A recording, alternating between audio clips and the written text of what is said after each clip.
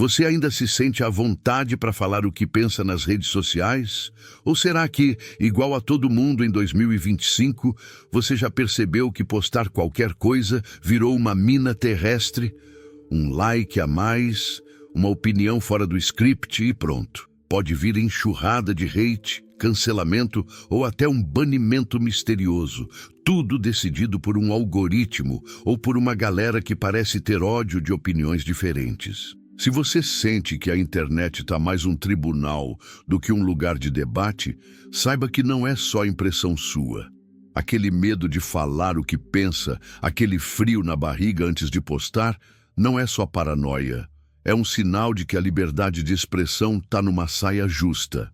E no meio desse rolo, onde todo mundo tem medo de abrir a boca, dá até para ouvir um eco do passado. Ayn Rand, aquela mulher que batia o pé e dizia que liberdade não era negociável, já sacava o que ia rolar se a gente começasse a entregar nosso direito de pensar em troca de um suposto bem maior. Ela viajou longe na maionese? Talvez. Mas olha só o buraco que a gente se enfiou. Qualquer opinião fora da caixinha vira motivo para um linchamento virtual. E os donos das redes sociais agem como se fossem donos da verdade. Se Ayn Rand aparecesse hoje, ela provavelmente soltaria aquele sorriso sarcástico dela e diria: "Viu só? Eu avisei." E o pior é que ela teria razão. A gente está vivendo num mundo onde ofender os algoritmos virou crime, onde discordar pode custar seu perfil, e ninguém parece se importar. Será que a gente vai acordar antes que seja tarde? Porque uma coisa é certa: quando a liberdade vai embora, ela não volta fácil. E o pior é que, no fundo, a gente sabe que merecia coisa melhor. Para quem não a conhece, Ayn Rand foi uma romancista e filósofa nascida na Rússia no início do século XX. Ela viu com os próprios olhos a ascensão do comunismo e a aniquilação do espírito humano sob um regime totalitário. Essa experiência forjou nela uma defesa intransigente do indivíduo, da razão e do capitalismo laissez-faire. Ela fugiu para os Estados Unidos e, através de livros como A Nascente e A Revolta de Atlas, defendeu uma filosofia que chamou de objetivismo, onde o direito mais fundamental de um homem é o direito à sua própria vida e, por consequência, o direito de pensar e falar livremente para sustentá-la. Para Rand, a liberdade de expressão não era um luxo, mas o motor do progresso humano. Neste vídeo, vamos entender o que se tornou a moderação de conteúdo nas redes sociais em 2025 e vamos usar a lupa implacável da filosofia de Ayn Rand para dissecar o que realmente está em jogo. Não se trata apenas de posts apagados ou contas suspensas. Trata-se de uma batalha fundamental pelo direito de usar a própria mente. Vamos analisar o cenário atual, onde a censura se disfarça de boas intenções, e contrastá-lo com a visão de Rand. Por que isso importa? Porque, como ela nos alertaria, a primeira liberdade a ser entregue é a liberdade de expressão, e depois dela, todas as outras se tornam indefensáveis. O que está acontecendo hoje não é apenas uma briga de narrativas. É o teste definitivo para saber se ainda valorizamos o direito de pensar por nós mesmos. O diagnóstico do nosso tempo é claro e alarmante. Em 2025, as redes sociais, que um dia foram vendidas como a praça pública global, a grande ágora da democracia, se transformaram em jardins murados com regras cada vez mais arbitrárias e sufocantes.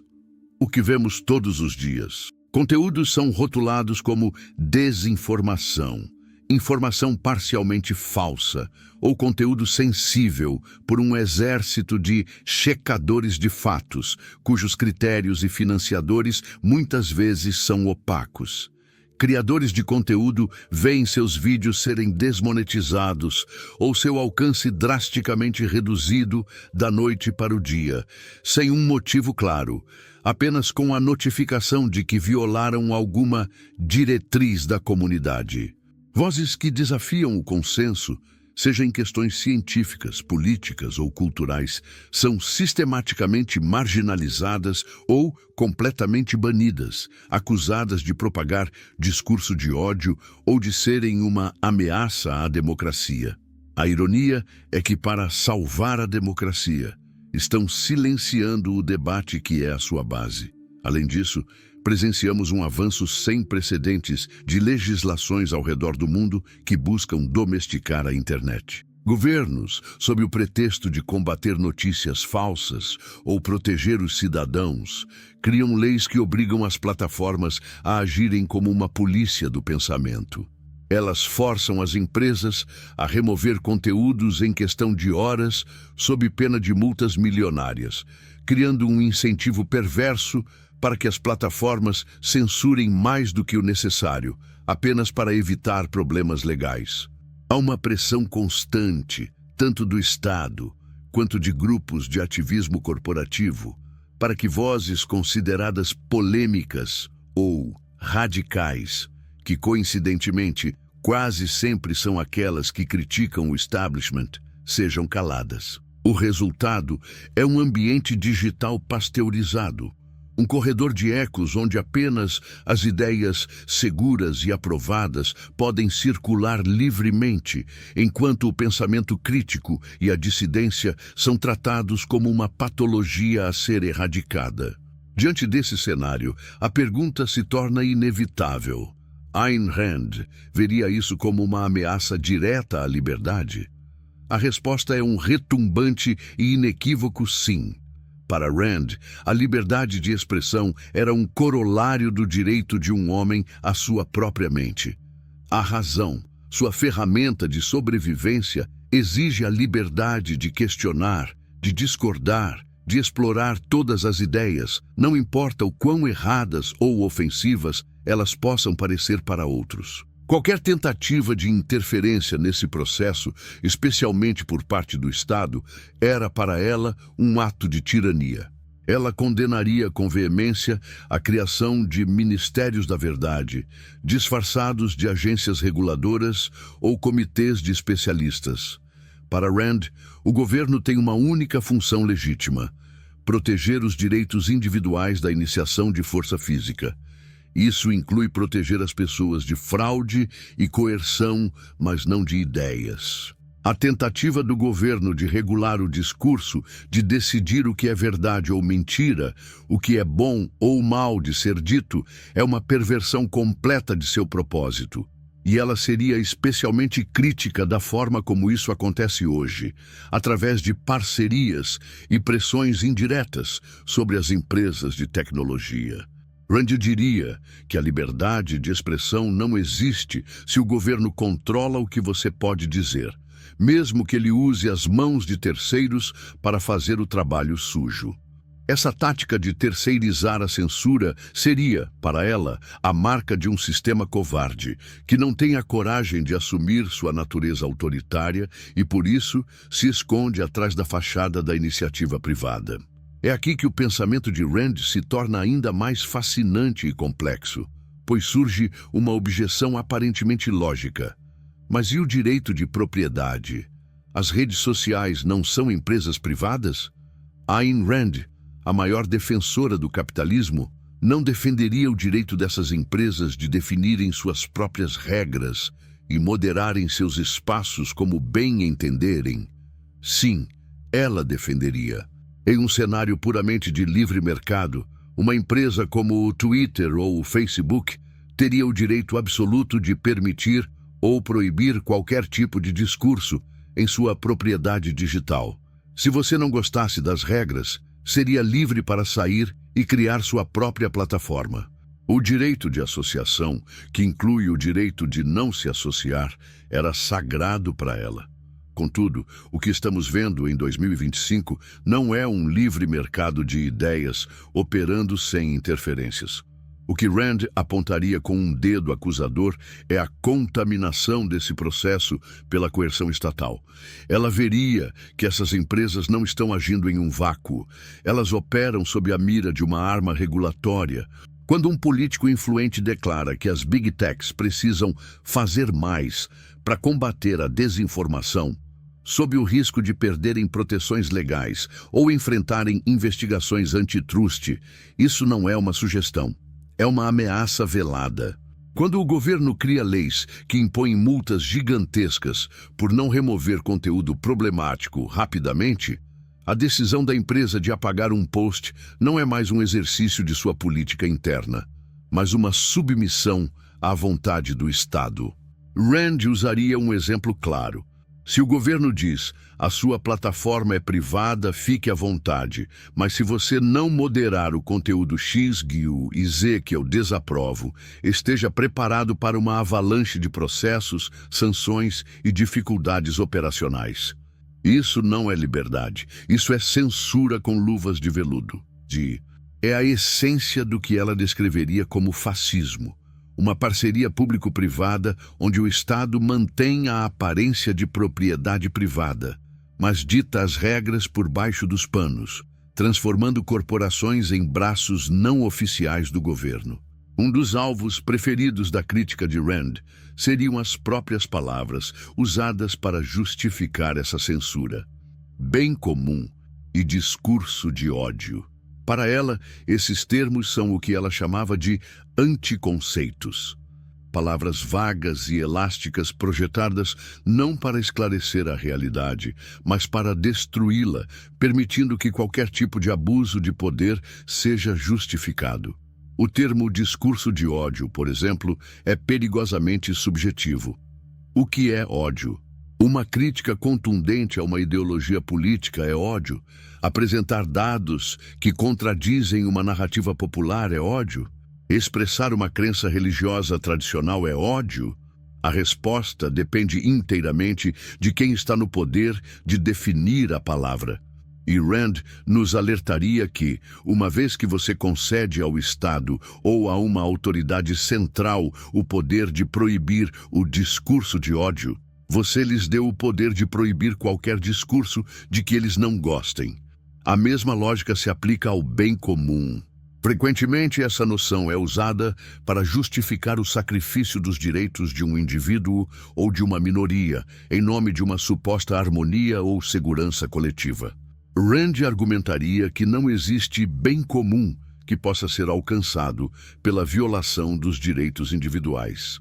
O verdadeiro bem comum é a soma dos bens individuais de cidadãos livres.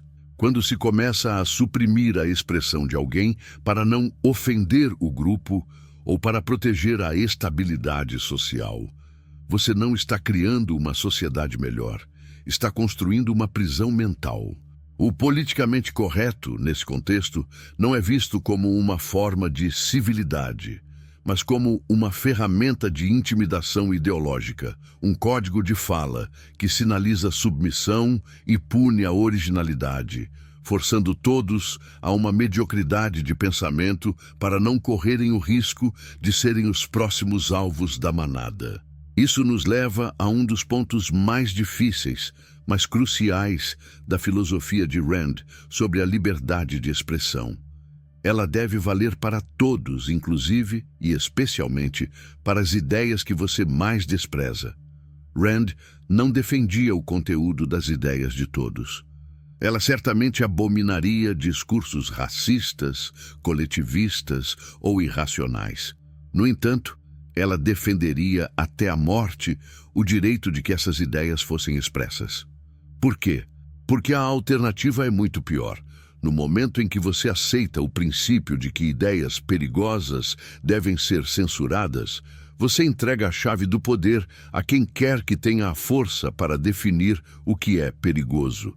E, historicamente, os primeiros a serem definidos como perigosos são sempre os dissidentes, os inovadores, os que desafiam o status quo. Proibir uma ideia não a faz desaparecer, apenas a impede de ser publicamente refutada. Em um mercado livre de ideias, um conceito estúpido ou maléfico pode ser exposto à luz da razão, dissecado, criticado e derrotado pelo argumento superior. Mas quando você o censura, você lhe dá um ar de martírio, o transforma em conhecimento proibido e o empurra para as sombras, onde ele pode crescer e apodrecer sem o desinfetante da crítica aberta. A solução para o mau discurso não é o silêncio forçado, mas mais discurso. É a confiança na capacidade dos indivíduos de julgar por si mesmos, de separar o joio do trigo. Confiar em um censor estatal é admitir que as pessoas são incapazes de pensar. E essa premissa é o fundamento de toda e qualquer tirania. Se Ayn Rand estivesse viva hoje, olhando para o nosso cenário digital de 2025, ela não estaria pedindo por mais moderação ou por um debate mais civilizado. Ela estaria soando o alarme da forma mais estridente possível. Ela diria que a liberdade de expressão não está apenas sob ataque, está sendo sistematicamente desmantelada por uma aliança profana que ela provavelmente chamaria de um fascismo moderno disfarçado de civilidade digital. Ela apontaria que a ameaça não vem de um ditador caricato em um palanque, mas de uma colusão insidiosa entre burocratas governamentais que anseiam por controle e executivos corporativos que buscam segurança regulatória e aprovação social. Ela nos diria que cada vez que aplaudimos o banimento de alguém de quem não gostamos, estamos apenas testando e afiando a lâmina que um dia será usada contra nós. O alerta dela seria direto e sem rodeios. A escalada rumo ao coletivismo mental já começou. Começa com a ideia de que suas palavras podem ser violência, que suas ideias podem prejudicar os outros e que um poder central deve nos proteger de nós mesmos. Ela nos forçaria a confrontar a verdade de que a segurança absoluta em detrimento da liberdade é uma ilusão que só pode ser comprada ao preço da nossa própria alma. A liberdade para Rand é exigente. Ela exige coragem e responsabilidade e, acima de tudo, a disposição de defender o direito de falar, até mesmo para aqueles que usariam essa liberdade para tentar destruí-la. Obrigado por assistir. Se este vídeo te fez pensar, curta, compartilhe com alguém que precisa ouvir essa mensagem e comente abaixo. E a pergunta que fica é: você acredita que a censura, em alguma medida, é um mal necessário para proteger a sociedade? Ou ela é em todas as suas formas? O primeiro passo inevitável para a tirania? Deixe sua opinião nos comentários.